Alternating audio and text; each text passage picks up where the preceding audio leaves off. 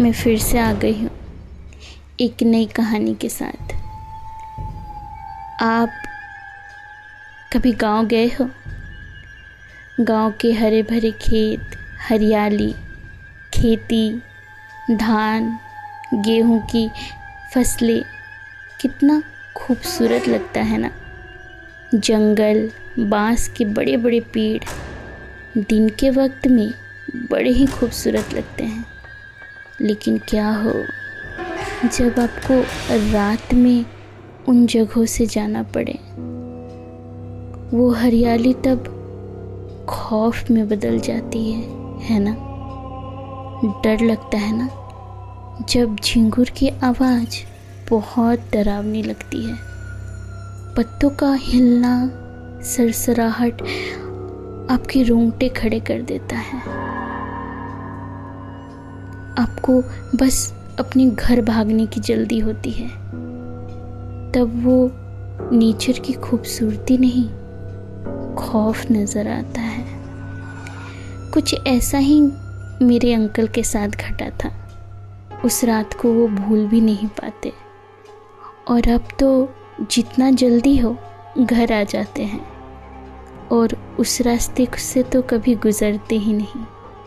ऐसा क्या हुआ था उस रास्ते में, आइए मैं आपको बताती हूँ। हो सके तो आप भी बताना कि क्या हो अगर आपका एक प्यारा सफ़र डर में बदल जाए। उन दिनों मेरे अंकल के दोस्त की शादी थी। दोस्त की शादी यानी बहुत टाइम तक आपको वहाँ रुकना है, सारी व्यवस्था देखनी है, सब कुछ अच्छे से हो जाए, पूरा नियंत्रण अपनी तरफ रखना है। शादी हो ही चुकी थी, 3-3:30 बजे का टाइम हो चुका था और उस समय खेती का समय था तो फसलें कटने लगी थी। मेरे अंकल ने अपने दोस्त से कहा कि देख, अब तो सब कुछ हो गया है तो मैं निकल जाता हूँ घर को।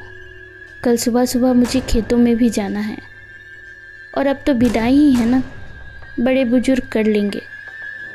मेरा अभी रुकना सही नहीं है क्योंकि फसलें कट रही हैं, मुझे वहाँ भी जाना है और घर में माँ है, उनसे ये सब होगा भी नहीं। दोस्त ने एक बार कहा भी, अरे 3-3:30 बज रहे हैं, थोड़ी देर और रुक जा, सुबह होते ही निकल जाना। पर मेरे अंकल को बहुत हड़बड़ी थी। उन्होंने कहा नहीं यार, अभी मुझे निकलना होगा। और बधाई देते हुए मेरे अंकल बाइक से शॉर्टकट रास्ते से वापस अपने गांव आने लगे। पगडंडी पार करते हुए अचानक से उन्हें एक औरत दिखी। वो रो रही थी। मेरे अंकल ने पहले सोचा क्या ही मुसीबत लेना, पता नहीं किसकी पत्नी है। और गांव में ये बहुत बड़ी बात भी नहीं है क्योंकि खेती वेती होने पर लोग ऐसे ही सुबह सुबह निकला करते हैं खेतों में। हो गई होगी किसी की पत्नी से उसकी झड़प, 4 बात सुना दिया होगा तो बस रोने लगी। वो समय था ना जब अंधेरा था पूरी तरीके से और ना ही सुबह हुई थी, बस हल्का हल्का रोशनी था, पर ऐसा जैसे मानो अभी रात ही है। मेरे अंकल लोगों को बहुत सेवा करते हैं, उनका नाम है।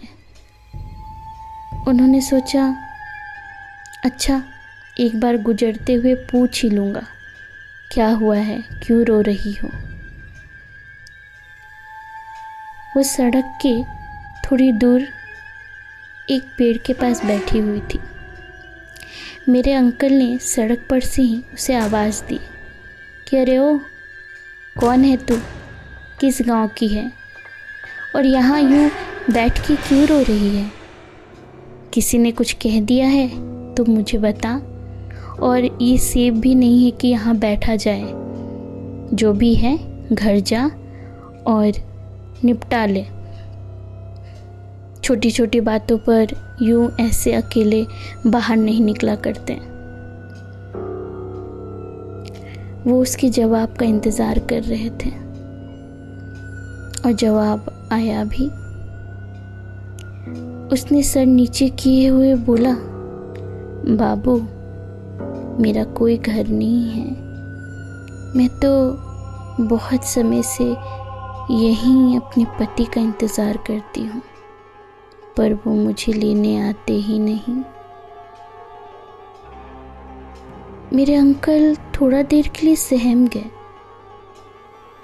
उन्हें लगा कोई पागल है क्या, ये क्या बोल रही है।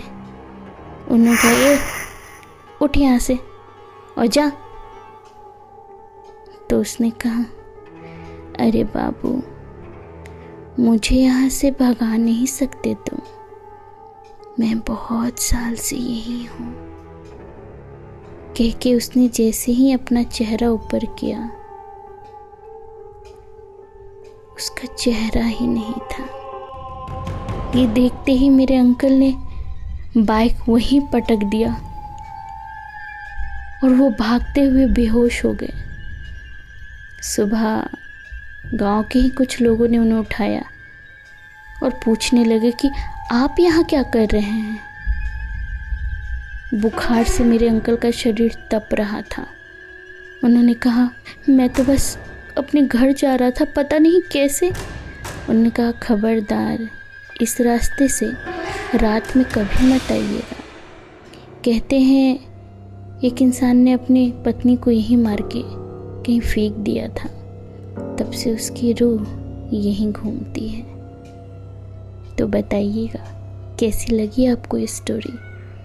आपके लिए कहानी है, पर मेरे लिए सच्ची घटना।